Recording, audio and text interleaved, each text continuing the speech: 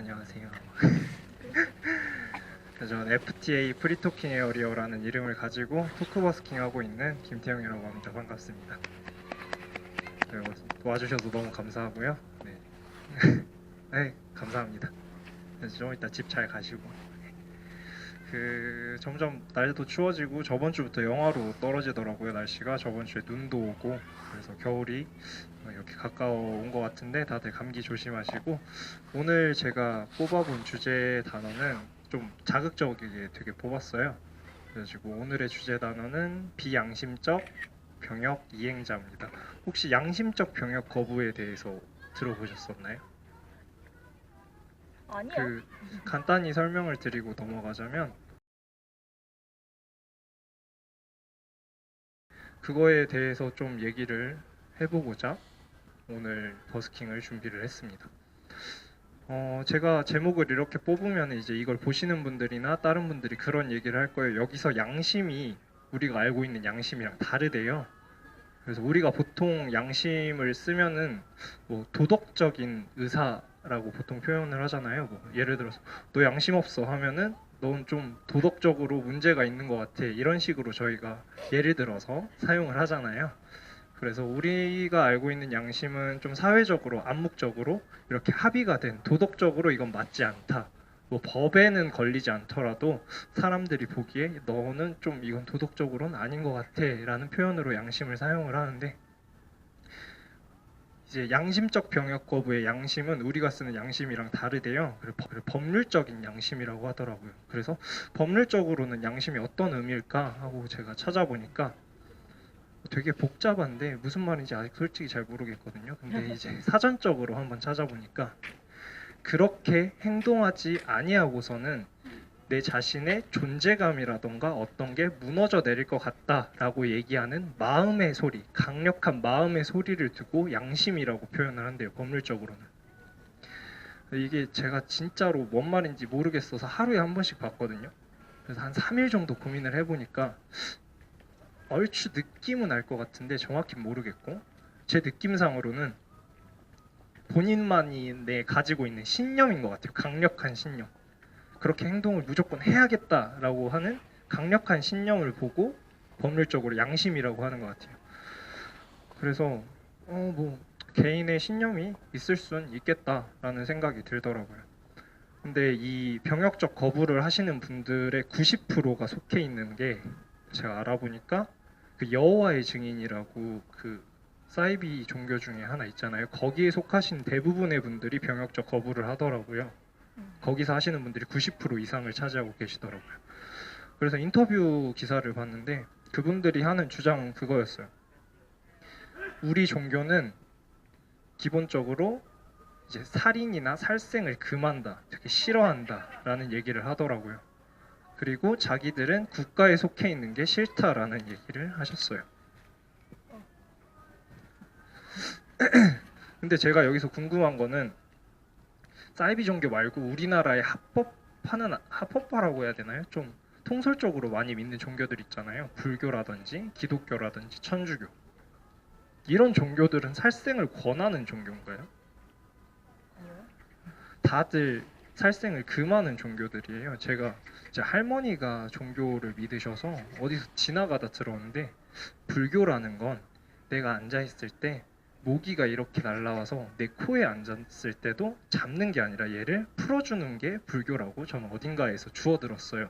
그런 종교도 군대를 가는데 지네들이 뭐라고, 저는 유별내 하는 건지 유별나 하는 건지 잘 모르겠는데, 네, 여튼 그래서 뭐 그 양심이라는 거에 대해서는 이제 다음에 또 얘기를 해보고, 제가 그 다음 얘기하고 싶은 거는 의무에 대해서 얘기를 하고 싶어요. 국방의 의무.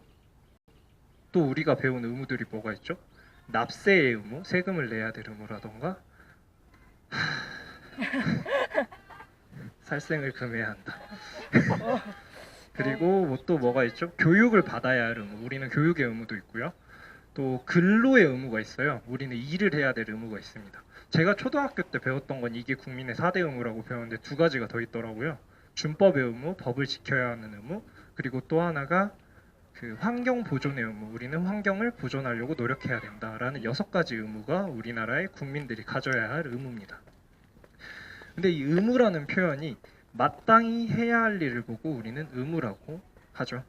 근데 예를 들어서 저는 의무를 정말 잘 지키는 사람이에요. 예를 들어서 저는요 군대도 갔다 왔고요. 국가에서 시켜서 세금도 꼬박꼬박 잘 내고 있어요. 저 알바하는데 세금으로 5만 원 넘게 나가잖아요. 그래서 세금도 꼬박꼬박 잘 내고 있어요. 그리고 또 뭐 준법 의식도 뭐 그렇게 뛰어나요. 그렇게 뛰어나요 저는. 그리고 또 뭐 환경 보존 의무를 시행하기 위해서 저희 카페에서는 이제 플라스틱 일회용 용기를 자제하고 있고요. 네, 또뭐 다른 거 뭐 있었죠? 교육도 고등교육까지 지금 받고 있고요. 또 근로의 의무 카페에서 알바하면서 근로 열심히 하고 있습니다. 그래서 저는 6가지 의무를 정말 잘 지키고 있어요. 근데 저 말고 제 옆에 이 사람이 있어요. 근데 이 사람은 여호와의 증인이래요. 그래서 난 국가에 속하기가 싫대요. 나는 우리나라 국민이지만 나는 국가를 믿지 않아. 국가에 속하지 않는데요. 그래서 6가지 의무를 전부 다 위반하고 다녀요. 그러면은 옆에서 보고 있는 제가 이 사람을 보면은 어떤 느낌이 들까요? 억울해요. 억울하고 박탈감이 느껴지고요. 또 좀 기분이 먹같을 것 같아요. 그래서 그런 걸 봤을 때 과연 이들이 잘하고 있는 건가, 자기들이 주장하는 게 받아들여질 수 있는 건가라는 생각이 들더라고요. 여러분들 혹시 심리학과 수업, 교양이나 이런 거 혹시 들어보셨나요? 아니면 서적 관련된 거나. 그러면 고등학교 때 사회 두 분 다 이과신가요? 네. 혹시 깨진 유리창 이론이라고 들어보신 적 있으신가요? 아니요? 이게 미국의 범죄학자 조지 켈링이란 분이 낸 이론인데요. 뭐 이론을 간단히 설명드리자면은 도로 한가운데 깨진 유리창을 가진 자동차가 있으면은 그 사회의 질서와 법이 혼란해진다 아니면 깨진다라는 얘기를 하고 있어요. 그걸 봤을 때 저는 그 좀 전에 말했던 그 양심적 병역 거부자 모든 분들이 저는 우리나라의 유리창 깨진 자동차라고 말을 하고 싶어요. 왜냐면 그분들이 그런 걸 함으로써 다른 사람도 나도 이렇게 해도 되지 않을까라는 생각을 심어줄 수 있다고 생각이 듭니다. 그리고 한 가지 더 얘기를 하자면 국방의 의무를 지금 하려고 하지 않아요. 그러면 나머지 의무들을 과연 또 안 하려고 하지 않을까라는 생각이 들어요. 국방의 의무도 난 피해 봤으니까 좋아. 그러면 그 다음엔 납세의 의무도 한번 다 피해 보자라고. 나 이것도 양심상 나는 국방의 의무 못 지겠어요. 근데 양심상 난 세금도 못 낼 것 같아. 양심상 나는 이것도 못 할 것 같아. 이렇게 저는 해보려고 할 것 같아요. 그래서 저는 이 하나의 법률적 판단이 사회를 혼란에 빠뜨릴 수 있지 않을까라는 생각이 들었어요. 그리고 이건 되게 개인적인 생각인데 양심적 병역 거부가 일어났다면 저는 양심적 살인이 일어날 수도 있을 것 같고 양심적 폭행이 일어날 수도 있을 것 같아요. 왜냐면은 혹시 그 조두순 사건 아시나요? 네. 만약에 조두순 사건 피해자의 아버지가 저였다면요. 조두순 내후년에 나와요. 근데 그 사람이 뭐 몸 키우고 있대요. 자기 잡은 경찰들 때리겠다고. 무서워. 근데 제가 만약에 그 피해자의 아버지라면 양심적으로 그 사람을 죽이지 않은 이상 나는 내 삶을 연명할 수가 없을 것 같았다라고 하고 그 사람을 찔러 죽였어요. 그러면 과연 그 사람은 양심적 살인으로 국가에서 허락받을 수 있을까요? 저는 오히려 양심적 병역 거부자보다는 이 양심적 살인자가 더 마음이 가요. 오히려 좀 더 동정도 가고요. 그럴 수도 있을 것 같아. 나를 대입해봐도 이게 더 말이 맞는 말인 것 같아라는 생각이 들더라고요. 이 양심적이라는 단어 하나 때문에 많은 범죄라던가 많은 뭐 사기, 폭행, 살인 이런 게 좀 합리화될 수 있는 가능성을 열어두는 게 아닌가라는 생각이 들었어요. 그리고 뭐 만약에 양심적 병역 거부가 허가가 된다면 진짜로 제 동생한테 말해줄게. 동생 친구들 중에 군대 가야 되는 친구들 있잖아요. 군대 가기 전에 6개월 전에부터 해가지고 여호와의 증인 믿으라고 하세요. 여호와의 증인 믿어서 군대 제대하고 끊으면 되잖아요. 충분히 저는 그래도 된다고 생각을 하거든요. 근데 이런 생각을 가진 사람이 너무 많이 늘어날까봐 국방부에서 이제 해결책을 마련을 하고 있습니다. 군대를 가지 않는 대신에 국방부 산하의 교도소에서 36개월 동안 합숙 생활을 한다라는 대체복무를 지금 내놓고 있어요. 근데 이제 이 양심적이신 분들이, 너무나도 양심적이신 분들이 그것도 싫대요. 지금 육군이 18개월이잖아요. 근데 그거에 2배를 부여하는 게 너무 나에게 벌 주는 듯한 징벌적인 요소가 아니냐라는 얘기를 하면서 그것마저 싫대요, 걔네들. 그런 얘기가 나오니까 또 이제 국방부님들께서 그러면은 내가 12개월, 1년까지 줄일 수 있는 근거를 한번 만들어 볼게 라는 얘기를 했다라고 뉴스 기사에 며칠 전에 나오더라고요. 제가 생각할 때 그 36개월은 아까 제가 말했던 것처럼 병역을 기피하려는 사람들을 막으려고 하는 첫 번째 카드이자 마지막 카드였다고 저는 생각을 해요. 근데 만약에 이게 12개월로 줄어든다? 제 친척 동생들도 군대 가야 되는 친구들이 있어요. 그럼 그 친구들한테 말할게요. 12개월로 줄어들면 앞에 6개월 붙이고 뒤에 6개월 붙여서 2년만 미더라고요. 여호와의 증인. 그러면 어떤 효과가 발생을 하느냐? 기간도 줄어들고요. 그리고 왔을 때는 국가의 아들, 국가의 아들 해주고 다치면 어떻게 해요? 니네 아들 국방부에 뭔가 일과 이런 것도 빠질 수 있고요. 마지막으로 국가적으로 인정하는 양심적인 사람이 될 수 있습니다. 그렇기 때문에 저는 만약에 진짜 그런 일이 발생을 한다면 1년으로 줄어든다면 제가 먼저 나서서 추천을 해줄 거고요. 제가 군대 가기 전에 그런 일이 있었다면 제가 제일 먼저 여호와의 증인 믿었을 것 같아요. 근데 그 생각을 저만 하는 건 아닐 거라고 생각을 해요. 근처에 많은 사람들도 그렇게 생각을 하고 그렇게 행동을 할 거라고 생각됩니다. 그 다음으로 제가 하고 싶은 얘기는 우리나라에는 분명 자유가 존재해요. 우리나라는 민주공화국이죠. 그래서 뭐 표현의 자유, 종교의 자유, 사상의 자유 등등 많은 자유들이 있습니다. 그리고 우리는 그 자유를, 누군가의 자유를 침해해서는 안 되죠.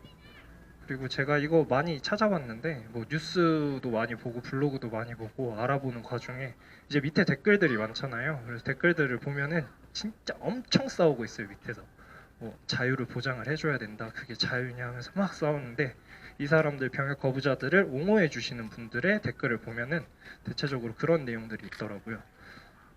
나는 자유가 있고 나만의 신념이 있는데 왜 국가에서 그거를 배제하고 전부 다 끌어다가 쓰는 거냐, 이거는 자유를 침해하는 게 아니냐 라는 얘기를 하면서 그들을 옹호하고 있어요. 그 영국의 정치학자이신 존 스튜어트 밀이라는 분이 계시는데 그분이 그런 말을 하셨어요. 자유에 대한 말이었는데 어떤 사람이든 간에 남의 자유를 침해할 수는 없다라는 얘기를 하셨어요. 근데 뒤에 덧붙인 말이 중요한 게, 다만 어떤 사람의 자유로운 행동이 다른 사람에게 해를 끼친다면은 거기에 권력적인 요소가 들어와서 막는 것이 정당하다라는 말을 했습니다. 즉 남에게 폐를 끼치지 않는 선에서의 자유만 허용된다라는 얘기라고 할 수 있을 것 같아요. 그래서 좀 전에 말했던 이 양심적인 분들, 제가 볼 때는 국가에 폐를 끼치고 있고 해를 끼치고 있고 사회를 좀 혼란에 빠뜨리고 있는 사람들이라고 얘기하고 싶어요. 왜냐하면 지금도 저는, 아니 저뿐만이 아니에요. 우리는 지금 보시는 분들 아니면 나중에 유튜브를 통해서 보는 분이 있으려나, 하여튼 그분들까지 해가지고 우리는 전부 다 지금 피해를 보고 있어요. 여기 덕진공원 계신 분들 다 피해 보고 있어요. 왜냐하면 그분들이 국방의 의무를 지지 않음으로써 국방력에 구멍이 분명히 생겼을 거고요. 그걸로 인해서 우리의 안전은 0.00001%라도 더 위험해졌어요. 그리고 그들이 국방의 의무를 가하지 않고 지금 가석방 되셨지만 교도소 가 있을 때 그들이 먹었던 음식, 그들이 입었던 옷, 그들이 썼던 물, 뭐 전기, 아니면 뭐 또 다양한 걸 사용하셨겠죠. 그것들 전부 다 우리 세금에서 빠져나간 거예요. 그런 피해를 저희가 지금 보고 있어요. 그분들 때문에. 그렇기 때문에 그들에게 해를 끼침을 당하고 있는 거죠. 저희는. 제가 지금 이게 8번째 이제 버스킹인데 6번째 버스킹에서 6걸음에서 제가 다수와 오름이라는 주제로 얘기를 했었어요. 혹시 궁금하시면 유튜브 가서 찾아보시면 돼. 거기서 제가 그런 얘기를 했는데, 우리나라의 주인은 우리입니다. 국민들입니다. 그리고 우리 국민은요, 주인이라는 이름하에 자유와 권리를 부여받습니다. 그리고 우리가 권리를 행하기 위해서는 한 가지 책임을 져야 합니다. 모든 일에 자유에 대한 책임을 우리가 져야 되고요. 권리에 대한 책임을 우리는 져야 됩니다. 헌데 이 책임을 지지 못한다면은 사람이라면 창피해 할 줄 알아야 되고요. 미안해 할 줄 알아야 되고 반성해야 할 줄 알아야 합니다. 근데 이분들의 지금 태도는 적반하장으로 오히려 화를 내고 있습니다. 물론 보시는 분들 입장에선 너무 편파적으로 얘기를 하는 게 아니냐라고 말씀하실 수 있어요. 근데요, 편파적인 거 맞아요.